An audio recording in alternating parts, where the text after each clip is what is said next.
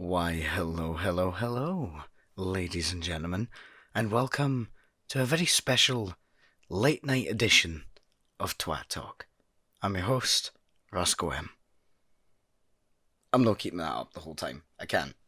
But, as I said, this is a very special edition of Twat Talk because I'm filming it way later than I normally would.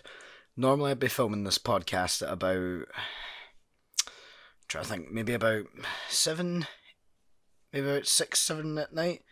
It's currently 20 to 12 at night, so it's a fair bit later than I normally would. But I did want to sit down, just have a little chat with you, just kind of talk a load of bollocks, really, for however long this podcast ends up being. So how's everyone been? How have you all been? Obviously, I can't hear your responses, especially on Spotify, but, leave it in the comments or something on YouTube. Do as you please. I hope you're all doing well, though. I hope everyone's had a good week, or however long it's been since the last podcast, probably longer. I hope everyone's having a good time, and I hope everyone's keeping well. And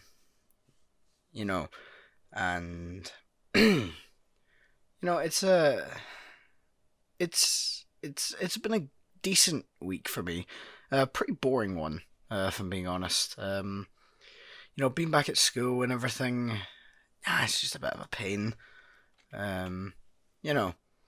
With with exams coming up and everything, but most people will be stressed out with exams coming up, and I know a lot of people who are quite stressed out, but I'm not feeling it. I think the main reason for that is because, for me personally, this year, school has just been an absolute piss take, to be completely honest with you. Like, none of my subjects matter this year, and it's really taken a toll on my motivation. Normally, even if I didn't completely enjoy a class, I would at least, do the work, whatever, do it to the best of my ability. This year, I just really can't be arsed. The end of this year, I really can't be arsed. Don't care about any of the assessments or anything. What I get is what I get. Whereas normally, I would be very kind of aware of what I'm getting, and at least try and get something good. But I really don't care anymore. I just want to be done with it. To be completely honest, I just don't want to be in high school now. I just want to move on to college, go study what I want to study, and and have some fun, while I'm there. Meet some new people, go to all that, because, obviously, high school, at least here in the UK, you see the same faces for 6 years. You get bored of them. You get bored of the same teachers. You get bored of the same people in your year. Whereas I feel like college, it'll be a bit different because, lectures are a bit more chilled out. At least from my experience, it probably depends on the lecturer. But they can be a bit more chilled out. It's a little less formal. You don't need to go to a uniform shop, which is one of the things that I'm definitely looking forward to. Not having to, I don't have to shop, but having to go out with my mother and everything to go and get a bloody uniform to wear at school, because they're oddly specific on what they do and don't allow you to wear. Obviously, that only applies, I think, here in the UK and maybe some other countries. I know in America it's probably a bit different. I don't know. I think only certain schools in America have like actual uniforms, and for the most part, you just don't bother, which I honestly love. But more topics. My brain's completely mince at the current minute, so this podcast may be a bit shorter because I might run out of things to talk about quicker. I don't know. I guess we'll find out. But probably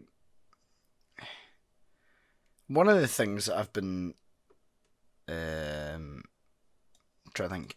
I hope you've been enjoying some of the videos I've been putting out lately. What have I put out?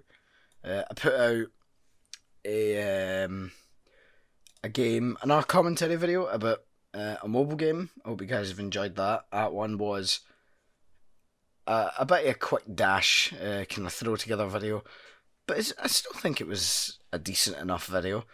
And then there's also a PS2 review that went out on the 8th and everything. So I mean, I just hope people are enjoying what I'm putting out, and and I hope everyone here on Spotify or whatever you're on, I hope you guys are enjoying the podcast.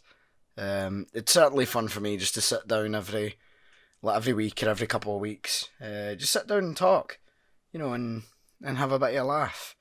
We have to, even if it's just myself or if it's a guest on, whatever. And speaking of guests, I've got so many of them. I've got so many of them lined up. I have 1, 2, 3, 4, 5, 6, 7 guests that I'll be having on the podcast at various times.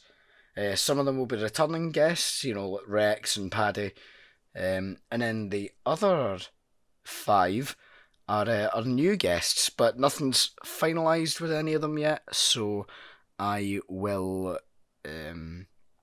not mention names just yet in case those episodes don't happen, but they probably won't be happening for a wee while anyway, just because of, getting schedules to line up and everything, and try to work out, especially with some of them to do with time zones, because a lot of them are in fact Americans, and things like that. A lot of the guests I have on here are from other countries around the world, so that can be a bit of a pain in the ass with time zones and everything. I try to think of anything else. I've been working my way through a few games recently. Try to get through the Resident Evil games, which is going about as well as you'd expect. Currently struggling a bit with Resident Evil 4. Might even have to start a whole new playthrough. But even at that, I would have had to play the game again to get footage for the review that I will do of it. So probably need to start a new one and record it. So hopefully it goes a bit better, and I know some of the stuff that's coming up, at least, so I can kind of try and prepare a bit better. And I definitely have some choice words for some of the elements of that game, because frankly I think some of them are absolute bollocks. And some of the mechanics or parts of the PC re-release are a bit pish, to be honest. So I probably just things that I'll talk about it more when we come to that review, because I don't really like giving my thoughts on a podcast where it's very loose and everything, and not really. The only time that I've ever done it was the only 2 times, sorry, was Modern Warfare 2019, because we just thought of me and Day just thought of that off the top of our heads that night when we decided to start a podcast. And the other one was Final Fantasy VII Remake with Casey. But that's mainly just because I have no way of recording that game, so try to get footage and anything would have been very, very difficult. Actually impossible, because I cannot record off of my PS4. So getting footage off of that would have been basically impossible. So that's the only reason that I spoke about it on the podcast. I haven't tried Resident Evil 5 and 6 yet. But probably another RE game that I'll do and make a review on is Code Veronica. Because that game to me is very interesting, because you've got, obviously, like, everyone thinks of Resident Evil 1, 2 and 3 as the classic fixed camera, everything like that.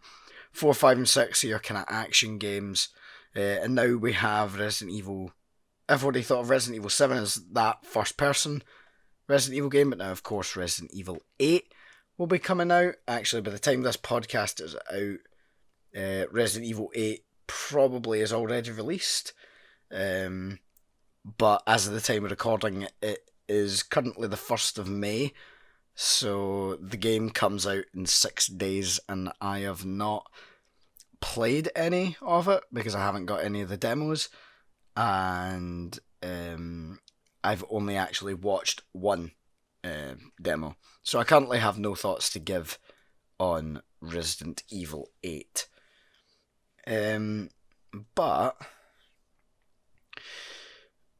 but Code Veronica's a weird game in the series because I honestly forget about it so much. I honestly do forget that that game exists so often because it's just a kind of weird oddball. Like, it's got the fixed camera angles and everything, but the camera swooshes around a bit, kind of like Silent Hill, because obviously everything was in 3D. It wasn't a pre-rendered background or anything. Everything was 3D models, so you could have the camera, sweep through the environment, or whatever. Some of the gameplay in it is apparently quite odd, and it's apparently what it does is it uses the Resident Evil formula of the originals, but changes it up just a little, and enough to make it noticeable. Again, this is all just from what I've heard from reviews and everything as of right now. I have not played it, but probably when I do, I will be releasing a review on it because that's just what I like to do with most games that I play. I like to make a review on them because I like to kind of give my thoughts on things, and who knows, if I don't like a game and I can stop someone from having to experience any negative emotion that I felt towards a game, if I can stop someone else feeling that, then I've done what I had to, or I've done good at least. I've helped someone essentially to not have a bad time with a game that they might have spent a bit of money on. But I was talking about this. I was in a stream earlier tonight, and I was talking about the fact that I have so many games that I want to play, and I feel like there's just not enough time to play them all. Like, I want to play through Resident Evil 4 again to try and actually beat it and review it. I want to do the same things with Resident Evil 5 and 6 and Code Veronica. I still need to finish Dark Souls 3 with Alan. We did that, and there should be a video coming out on that at some point. It's just taking a little while, and try to get the enthusiasm to edit it as well. Can be a bit difficult. So Resident Evil 4, 5, 6, Code Veronica, Dark Souls 3. I want to try Devil May Cry as well. Just so many games. I want to get around to doing the Black Ops Cold War campaign as well. You know, that's already so many games, and the Devil May Cry could split into 3. So I'm already at 10 games that I want to play, on top of anything else that may come across my library, in the near future, whatever. Stuff like that. It's God, there's just so many goddamn games to play, and just not enough time to do it, especially now. That I'm back at school and I'm absolutely shattered all the time. And I just can't get the energy to play games. And then the fact that slowly over the course of the last year I've been losing my interest a little in games and just not playing them as much, apart from, with friends, and not taking it too seriously. But sitting down and playing single player games is just a certain aspect to it's kind of been lost, and I feel like maybe if I sat down and played it with other people, it might be a bit better, but who knows? Stuff like that. Another thing I've been doing recently, which I don't normally do, is binging a bit in Netflix, specifically on UK Netflix, binging Still Game, which it's one hell of a programme, and probably quite a few of the Scottish, if there's anyone Scottish listening, they probably just went, "Oh, Still Game, aye, I know Still Game," because Still Game is such a good programme, because it's perfect Scottish humour, particularly Glasgow humour, as well. And it's really well written. The characters are they feel so real in a way. They feel just so realistic. As if all these people probably exist somewhere. And let's be honest, the specific people don't. Like, the specific characters, like, there's no Tam Mullen, there's no Winston Ingram, but there's probably people like them. Do you know what I mean? There's probably people out there that are exactly like every character for that show. There's probably a Stevie the Bookie, or a Methadone Mick, or Pete the Jakey. There's probably tons of people out there that are just like those characters that you could think about in your life, especially if you're from Scotland. But what I've also seen is that people talk about it and they say, it translates incredibly well. They maybe don't get people in other countries and everything might not get all the references, like the specific references, but in terms of the overall humour and everything, they can still get it, which I think is great. That a very much Scottish programme can be understood by quite a lot of people, even outside of Scotland, which is a very uncommon occurrence, that people from outside Scotland understand Scotland. It's not that common for people to kind of get it, but I think it's great that Still Game has had such an impact on this country. But that's just kind of some of the stuff that I've been up to as of late, and it's a weird time right now, because I all at the same time feel great about everything, but also kind of bored or unmotivated with so much as well. So it's a weird time right now where I don't really know how I feel about a lot of things. But hey, I'm sure it'll all work out. Normally things like this all work out anyway. So I, trying to think of anything else. Well, I guess I'll talk about this. I'll talk about the fact that I made a Tinder account because I'm bloody sad and tired of being lonely. So I'm trying to do something about it in the current circumstances that we're in. Bear in mind, here in the UK, we are still in the midst of a lockdown, with restrictions just now being eased again. But we could easily just go straight back in again. So I made a Tinder account. I just said, screw it, why not? I'll make one. And it's been something to kind of just fill time, to be honest. Like, it's not as if I take it overly seriously, and really care about getting matches or whatever. I don't. While I'm lonely and everything, and I do want to try and find something. I'm not necessarily only using Tinder as like I will find it on Tinder or nothing else. No, I'm open to other circumstances. But yeah, it's been a weird experience. I've only gotten one match so far in like the very small amount of time that I've had it, which went about as well as your first Tinder match does. Matched, couple minutes after we matched, said hello and get patched a belter, which to translate for MD outside of Scotland, I got ignored.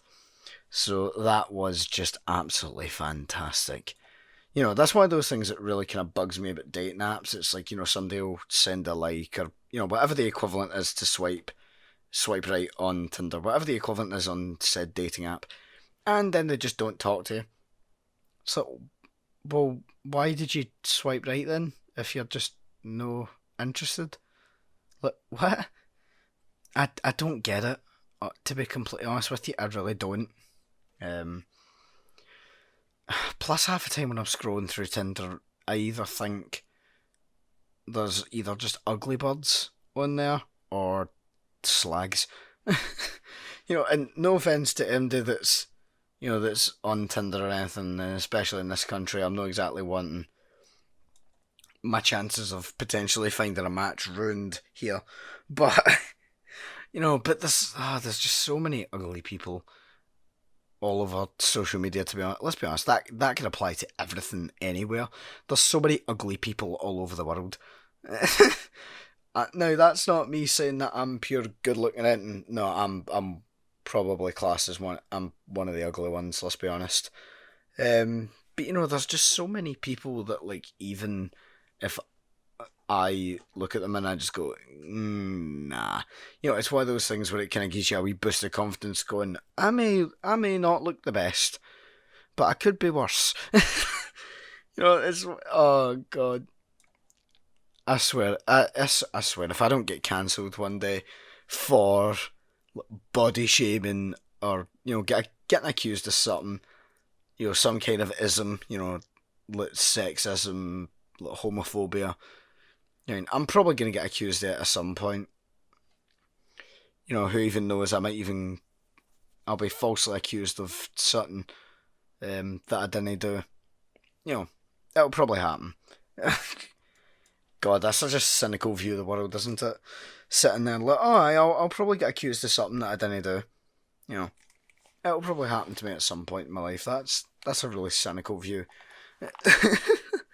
But I mean, like, in today's world, you can basically be called racist or homophobic for stuff that isn't even racist or homophobic, because people think it is, and they don't really. Like, to me, the calling somebody a racist has lost all impact, because you need to wonder to yourself, are they being called a racist because they're actually racist, or are they being called a racist because they said something that wasn't meant to be racist, but people have twisted their words in such a way that it appears so? It's those kind of things that make you think. Is today's world too sensitive? And in my opinion, yes. In my opinion, yes. Today's world is quite sensitive, and it needs to. I don't know. Like, it makes me sad to be part of the newest I'm not even the newest generation, but to be in the generation that I am, because my generation's always kind of bragging about, oh, we're really strong and everything, and then cry over things that aren't racist or homophobic and call them such. Just stupid things like that really kind of grind my gears. But hey, that's cynical Roscoe talking. That's not what we're here. We're not here to discuss politics and everything, because really I don't actually care. Because realistically, politics do not have to be the be all and end all of whether or not you're a good person. You could agree with a party that is not necessarily the best and still be a decent human being.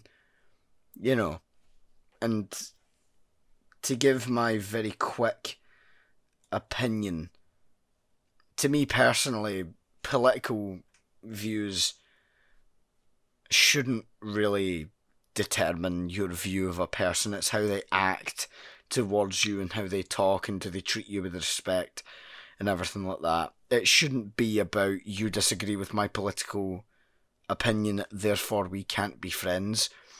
Because I personally just think that's a load of bollocks. You can be friends with someone who has a different view to you.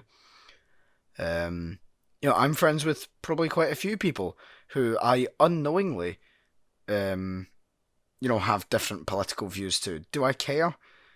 Not really, because I'm not here for politics. I'm here on this. I'm not here on this world to discuss, what is and isn't racist, what is and is not homophobic, what political party is the least evil out of all of the arseholes that are in politics. Who's the least arsehole of them all, whatever. Not here to discuss that on this planet. I'm here to just live, have a good life, try and, do what I can to enjoy it. And then probably, well, it's not probably, it's a definitely, then die. I'm here to live my life and try and have a good time while doing it. That's what I'm here for. And I hope all of you, live a long, good, happy, healthy life, and everything. Because, hey, the saying that I always put to things, where, and I try to apply it where I can, but it's not, it's not a perfect system, is that the phrase I always try and use is, if you don't laugh about it, you'll probably cry about it. If you don't laugh about it, you'll cry about it. And that's just one of them things that it does. It's one of those sayings that does hold quite a lot of value. If you don't look at if you look at a situation, if you can't find the funny side, all you'll find is the negatives. If you can't find that, it's like people always say, try and look on the bright side of life. Which, coming from me, sounds really ridiculous, considering the fact that I'm a natural pessimist. But, I can change it up on the odd occasion.